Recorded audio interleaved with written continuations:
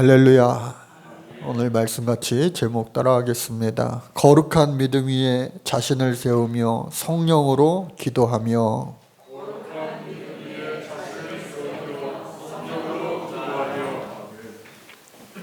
옛날보다 모든 게 다 풍부해진 시대를 우리가 살아가고 있습니다. 옛날에는 겨울옷, 여름옷, 또 봄, 가을옷 그냥 색깔만 약간 틀리게 해서 그렇게 입곤 했어요. 그런데 어느 날 갑자기 언제선가부터 이 장을 열어보면은 옷이 꽉 차 있는 거예요.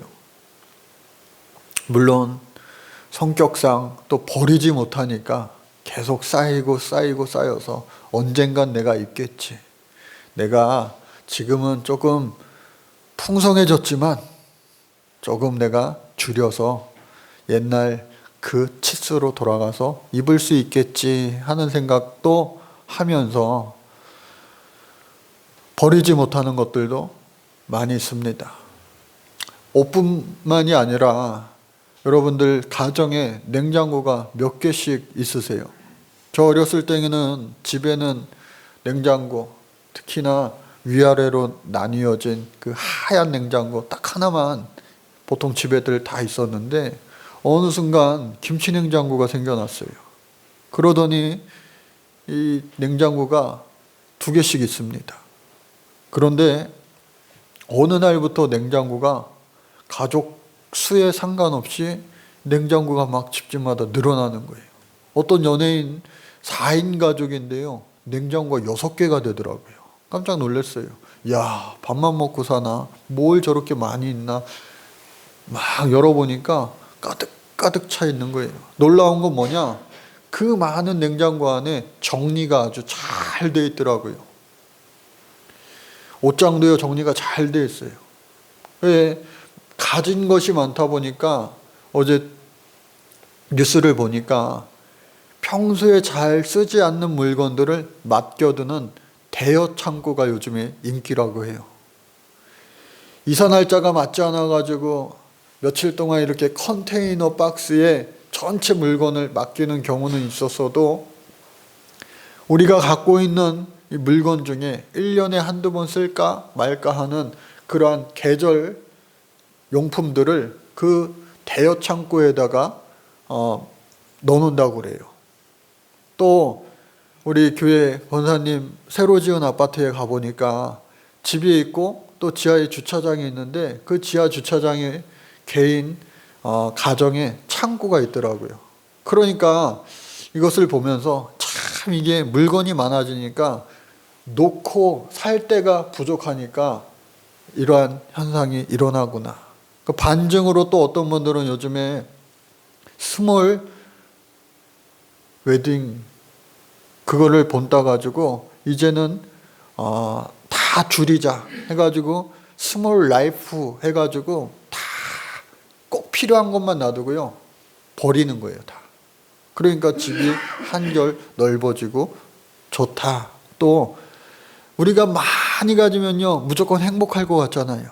그런데 풍요로워진 요즘 우리의 이 마음에 이 머리에 걱정, 근심도 같이 동달아서 많아진 것 같아요. 이러한 시대에 우리가 살고 있는데 여러분들 정리정돈을 잘 하면서 사시기를 바랍니다. 내가 꼭 필요한 것이 지금 어디에 있는지 몰라서 쓰지 못할 때가 있어요. 그런 경험들 여러분들 아마 한 번쯤은 다 있으실 거예요. 저도 요 근래에 이 자동차 키를 잃어버렸어요. 잃어버린지도 모르고 그냥 살다가 이 키가 2개니까 살다가 이거를요 일부 예배 끝나고 지금 발견했어요. 설마 온 집안을 다 찾아 헤매고 또 3층 목양실을 막 찾아 헤매고 없어요. 그런데 설마 1층에 제가 얼마 전에 일주일 전인가요? 자전거 잠깐 타는데 열쇠를 그 자전거 앞에다 두고 갔나? 해가지고 보니까 야 거기 있는 거예요. 이처럼 우리가 잃어버린 것 정리하지 못하여서 완전히 잃어버린 것이 아닌데도 찾자 헤맬 때가 있어요. 이따 본문 말씀에도 나오는데 잃어버린 영혼을 하나 되찾았을 때에 제가요 갑자기 기분이 막 좋아졌어요. 며칠 동안 막 찾아 헤매던 것을 그냥 찾게 되니까 기분이 좋아졌는데, 하물며 이런 열쇠고리 하나에도 잃어버린 것을 다시 찾은 이 기쁨이 큰데, 하나님 바라보실 때에 한 영혼을, 천하보다 귀하다 말씀하신 한 영혼을 되찾으실 때에 하나님의 그 기쁨이 얼마나 크시겠는가. 그 마음을 이 1부 예배와 2부 예배 중간 사이에서 다시 한번 크게 제가 깨달아 느끼게 되었어요. 옆에 있는 분들 한번 보세요.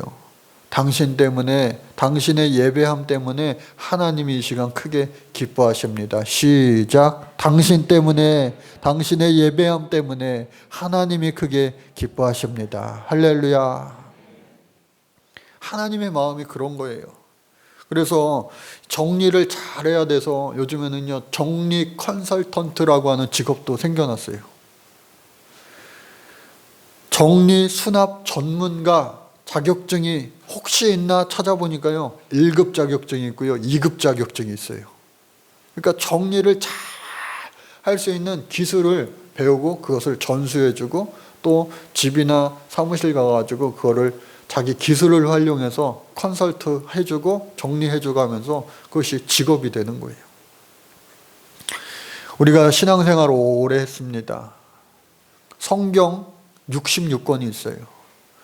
오늘 이 유다서는요 성경 66권 중에 65번째, 이제 다음 주서부터 요한계시록을 강의하게 될 텐데 마지막 서신서입니다. 그래서 성경을 우리가 잘 알고 있는 것 같으면서도 성경에 대해서 무지한 경우가 많아요. 또 정리가 잘 안 돼 있으니까 여기저기 흩어져 있으니까 헷갈릴 때가 많아요.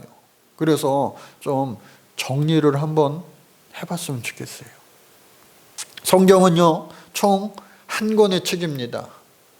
그래서 바이블, 성경이라고 그래요. 그런데 그 성경을 우리는 구약과 신약으로 나눕니다. 올드 테스트먼트, 뉴 테스트먼트 해가지고 구약과 신약으로 나누어져요.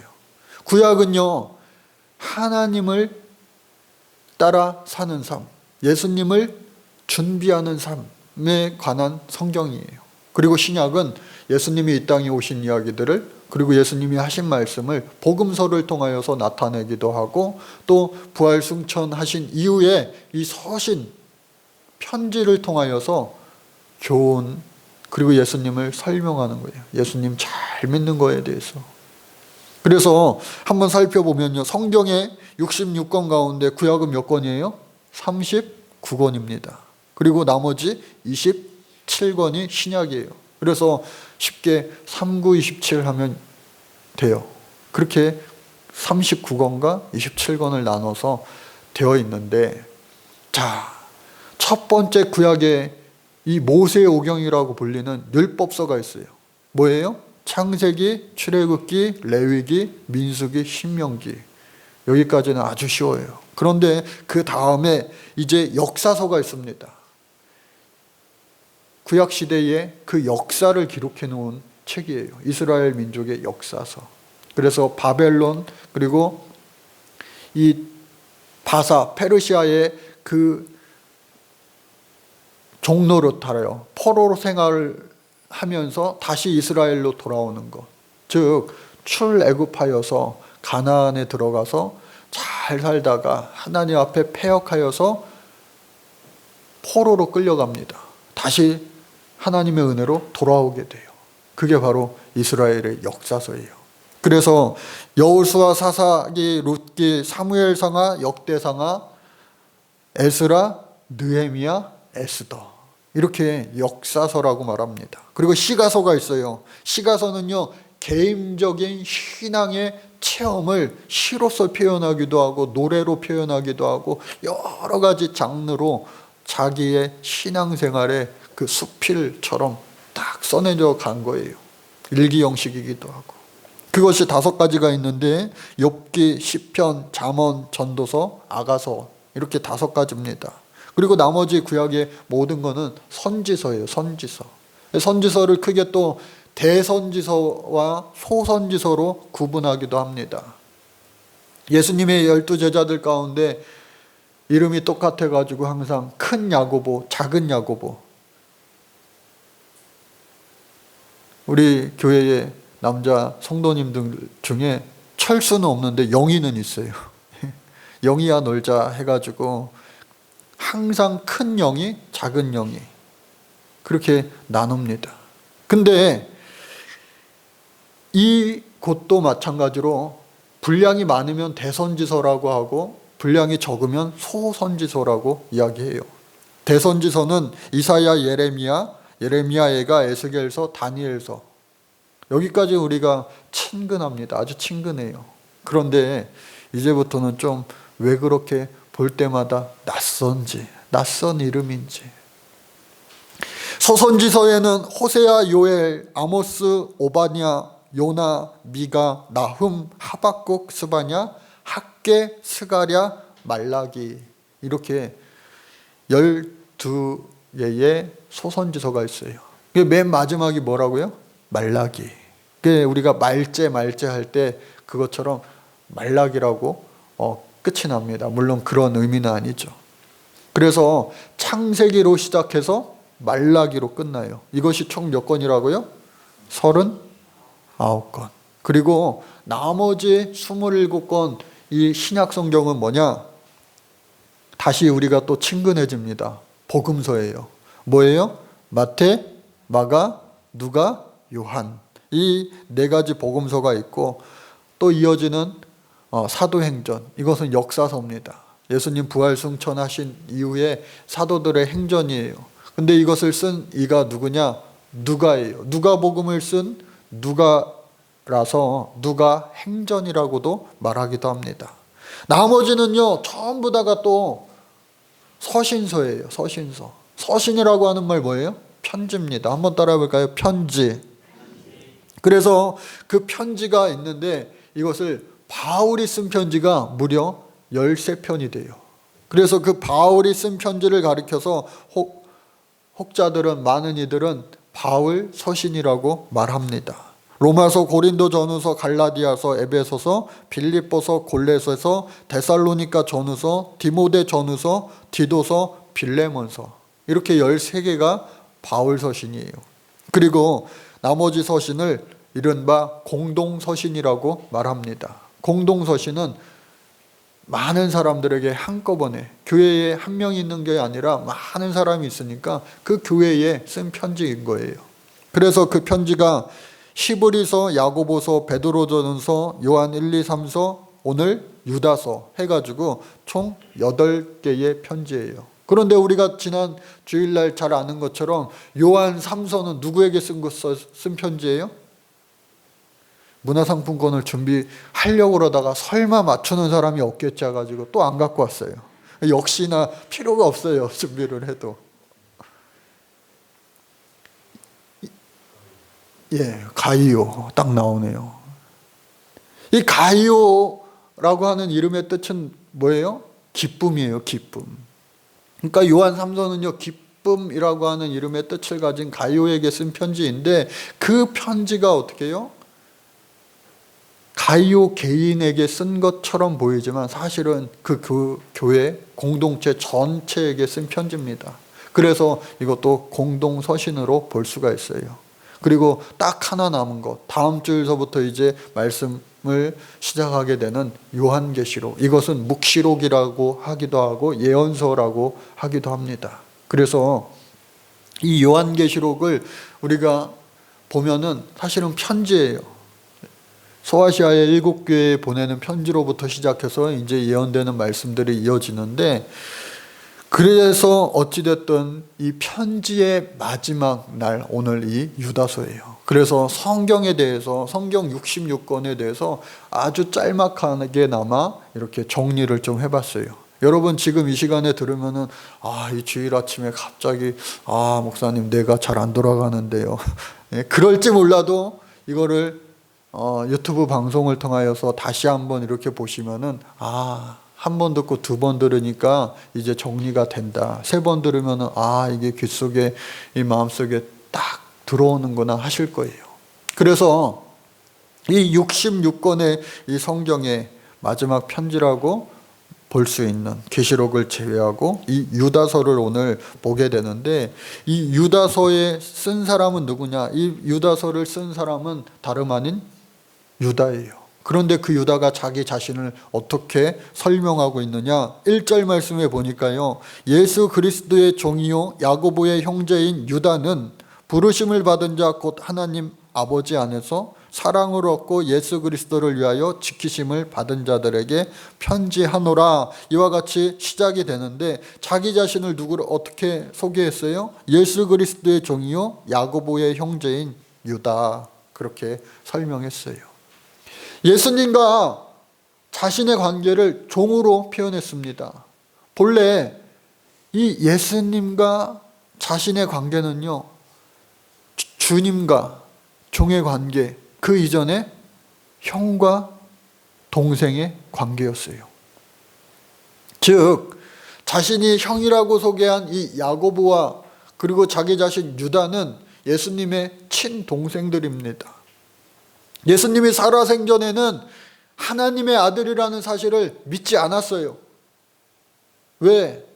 나랑 같이 먹고 자고 다 하고 씻고 화장실도 왔다 갔다 하고 하니까 예수님이 하나님의 아들이라고 도무지 믿어지지가 않은 거예요. 그런데 그의 부모들은 동정녀 탄생을 통하여 믿을 수밖에 없었죠. 순간순간 까먹기도 하였지만. 그러나 예수님께서 부활하시고 죽으시고 부활하시고 승천하시는 이후에 성령의 충만함을 받고 난 다음에는 거부할 수 없는 거예요. 믿지 않을래야 믿지 않을 수가 없는 거예요. 여러분 성령 받으면요 믿어지는 줄로 믿습니다. 성령 받기를 여러분들 사모하시기를 바랍니다. 믿는 자에게 능치 못함이 없는 줄로 믿습니다. 우리가 믿고 의지하면요 하나님께서 그 믿음을 더하여 주시는 거예요. 그래서 이 유다가 그 예수님 앞에 도무지 나의 형제 예수님이라고 소개할 수가 없었던 거예요. 왜? 예수님은 나의 주인이시니까, 구세주시니까, 나를 구원하신 분이니까, 그 십자가의 피로 나를 깨끗이 씻어주신 분이니까. 그래서 주님의, 예수님의 나는 종입니다. 자기 자신을 표현한 거예요. 그리고 그의 형 야고보의 동생입니다. 야고보는 당시에 이 초대교회의 총회의 총회장을 맡은 자예요. 그래서 자신을 이와 같이 소개하면서 편지를 쓰는데, 긍휼과 평강과 사랑이 너희에게 더욱 많을지어다. 당시의 유대인들이 흔히 인사하던 방법이었어요. 샬롬, 평안할지어다. 그리고 긍휼과 평강이, 그러네 하나를 더해서 사랑까지도 이야기합니다. 왜? 예수님께 평생 받았던, 그리고 성령 충만하니까 예수님의 가르침이 사랑이기 때문에 사랑을 빼놓을 수가 없었던 거예요. 그래서 사랑을 더해서 정말로 이와 같은 마음으로 긍휼, 평강, 사랑이 너에게 있을지어다. 저는 이 말씀을 보면서 맞아, 목자의 심정, 정말로 참된 목자의 심정이 바로 이와 같은 거구나. 요즘 한 성도님들 한 가정을 위하여 아침마다 기도하고 있는데, 얼마나 제가 그 기도를 이 아침에만 하는 것이 아니라 계속 생각하면서 하는데 가슴이요 막 떨려오는 거예요. 하나님이 너무나도 사랑하시는 이 양떼들을 맡겨주셨는데 그리고 기도하라고 하셨는데 이 귀한 영혼들을 위하여 기도할 때 내 가슴이 정말로 가만히 있지 못하는 거예요. 요동치는 거예요. 여러분, 영혼을요, 하나님은 천하보다도 사랑하신다는 사실, 그것을 나에게 적용하면 하나님이 나를 그만큼 사랑하시는구나. 또 뿐만 아니라 이것이 나를 넘어서 어떻게 해요? 때로는 가족끼리도 꼴보기 싫잖아요. 꼴보기 싫잖아요. 예? 안 그래요? 저만 그래요? 그런 사람들까지도 하나님이 사랑하셔가지고 정말로 사랑해 주시니까 이거는 정말 그 사랑이 더해지는 거예요. 자녀들도요, 또 모든 가족들, 또 이웃들, 직장에서 만나는, 사회생활하면서 만나는, 학교에서 만나는 싫은 사람들도 있잖아요. 그러나 그들을 어떻게 해요? 주님 사랑 주시면 긍휼하게 되고 또 평강하게 되고 사랑하게 될 줄로 믿습니다. 그래서 오늘 이 편지를 쓴 내용은 뭐냐? 다른 서신서들과 마찬가지로 이 초대교회에 문제가 있었어요. 오늘날 이 한국교회에도 문제가 있잖아요. 여러분, 예수님 계실 때를 제외하고 모든 시대의 교회들 완벽할 때가 없었어요. 순간순간 완벽한 모습처럼 보일 때도 있지만 우리 사람들이 모인 곳이 교회이기 때문에 세상 사람들과는 다른 게 뭐예요? 우리는 죄인입니다. 고백한 자들이에요. 그런데 고백한 다음에도 하나님이 주신 그 망각의 은혜 때문에 그걸 착각하며 살아갈 때가 많아요. 나는 괜찮은데 남은 안 괜찮아. 그렇게 우리가 세상 사람들과 별반 다름없이 살아가기 때문에 문제가 되는 거예요. 그런데 더 심각한 문제는 뭐냐? 오늘날에도 마찬가지지만 교회 안에 이단이 뿌리 내리는 거예요. 이단. 여러분, 이 이단은요, 이 시대부터, 이 초대교회에서부터, 교회의 처음부터 계속해서 있어 왔던 거예요. 그 이단 사상들이 올바른 영혼들을 하나님께로 계속해서 잘 이끄는 것이 아니라 어떻게 해요? 하나님 안 계신 곳으로, 저 종착지, 지옥을 향하여, 불구덩이를 향하여 데려가는 거예요. 여러분, 절대로 마귀에게, 사단에게, 귀신에게 초대되어지지 않기를 주의 이름으로 축복합니다. 초대되어진다 할지라도 성령으로 이겨낼 수 있기를 주의 이름으로 간절히 축복합니다. 이겨내셔야 돼요. 이겨내셔야 돼요. 그러나 이미 그 영혼을 다 마귀에게 빼앗긴 그 이단자들을 향하여 오늘 이 유다는 자신의 그 성도들을 지키기 위한 그 목자의 심령으로 아주 강력하게 경고하는 겁니다. 너희들, 이단, 너희들 조심해, 조심해. 너희들은 마치 출애굽하여서 가나안 땅에 이르지 못한 그 저주받은 영혼들이야. 또 뿐만 아니라 너희들은 소돔과 고모라 그 5성읍에서 계속해서 하나님에게 불의하고 니들 마음대로 허랑방탕하게 살았던, 그래서 하나님 앞에 불구덩이로 유황불로 저주받았던 그 사람들과 같이 너희들 되고 말 거야. 그런데 자기 자신도 알아요. 막 이와 같이 세게 말하면서도 그 영혼도 사실은 어쩌보면 잃어버린 영혼이라는 거. 하나님 입장에서는 잃어버린 영혼이라는 거. 그러면서 천사장 미가엘 이야기를 합니다.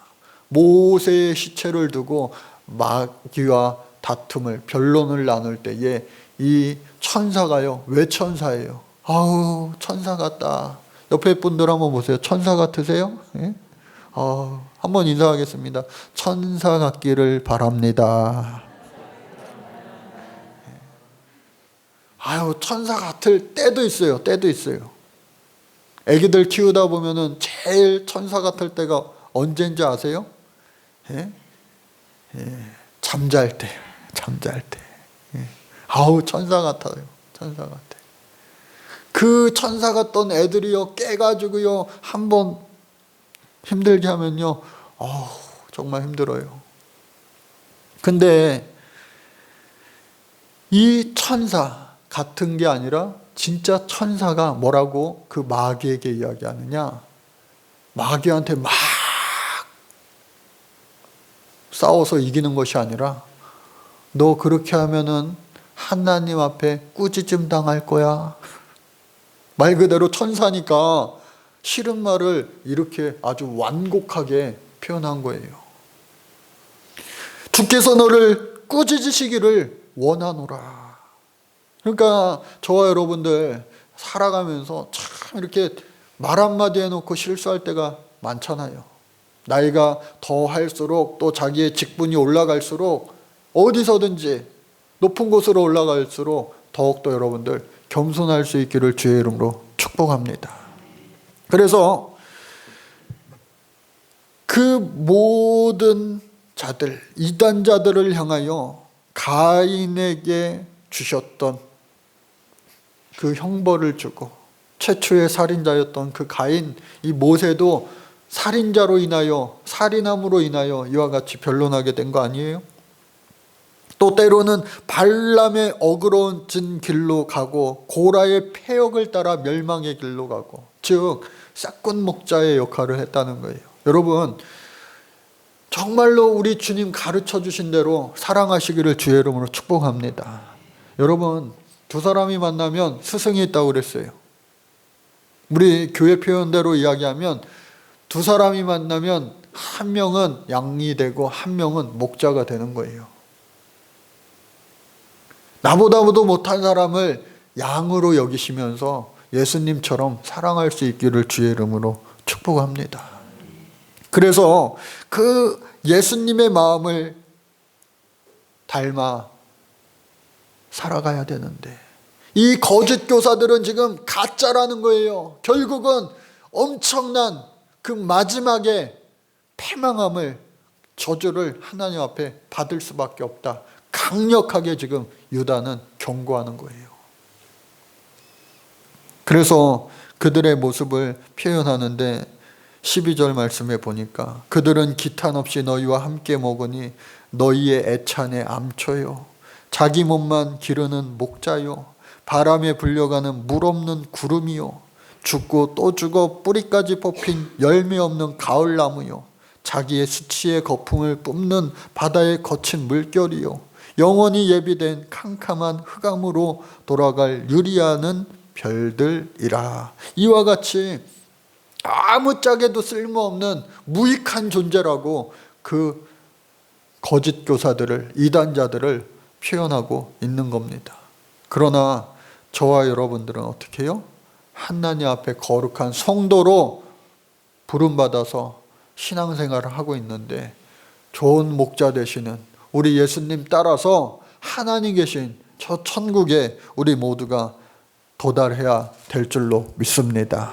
그래서 사랑하는 자들아, 너희는 우리 주 예수 그리스도의 사도들이 미리 한 말을 기억하라. 그들이 너희에게 말하기를 마지막 때에 자기의 경건하지 않은 정욕대로 행하며 조롱하는 자들이 있으리라. 그런데 이 사람들은 분열을 일으키는 자며 육에 속한 자며 성령이 없는 자들아. 여러분, 성령이 없으면요, 그 안에 악령이 들어가게 되어 있어요. 성령은 뭐냐? 말 그대로 거룩한 영이에요. 오늘 말씀 제목, 거룩한 믿음 위에 자신을 세우며, 20절 말씀인데요, 사랑하는 자들아 너희는 너희의 지극히 거룩한 믿음 위에 자신을 세우며. 거룩함이라고 하는 것은 하나님의 성품이에요. 내가 거룩하니 너희도 거룩하여라. 그 거룩한 믿음 위에 우리 자신을, 저와 여러분들의 모든 것을 세울 수 있기를 주의 이름으로 축복합니다. 그 롤 모델이 바로 우리 예수 그리스도예요. 예수님이 보여주신 그 롤 모델을 우리는 따라가야 돼요. 그리고 그 예수님을 설명하는 이 성경을 통하여 그 가르침을, 교훈을 입고 행해야 돼요. 또 뿐만 아니라 성령으로 기도하라는 거예요. 성령으로 기도한다는 것이 과연 뭘까? 여러분, 성령으로 충만하여 기도하지 않으면요, 중언부언하게 되어 있어요. 그냥 기도만 많이 한다고 좋은 것이 아니라고 성경에는 기록되어 있어요. 중언부언하지 말라는 거예요. 성령 충만한 기도를 하시기를 주의 이름으로 축복합니다. 성령의 충만함의 기도는 뭐냐? 깊은 기도로 들어가면요, 내가 나의 기도 제목을 가지고 기도합니다. 하나님, 내가 이런 기도 제목이 있어요. 하나님 앞에 기도하다 보면요, 하나님이 말을 걸어오세요. 그게 성령의 교통함이에요. 말을 걸어올 때에 그 말을 들으려고 기도해 놓고서 가끔 가다가 전화해가지고 자기 할 말만 하고 끊는 사람 있잖아요. 옛날 아버지들이 좀 그래요. 밥 잘 먹어라. 네 아버지도 잘 드세요. 그럼 벌써 뚝 끊겨져 있어요. 여러분, 하나님의 음성이 들릴 때까지 기도하기 간절히 바랍니다. 하나님이 말을 걸어오세요.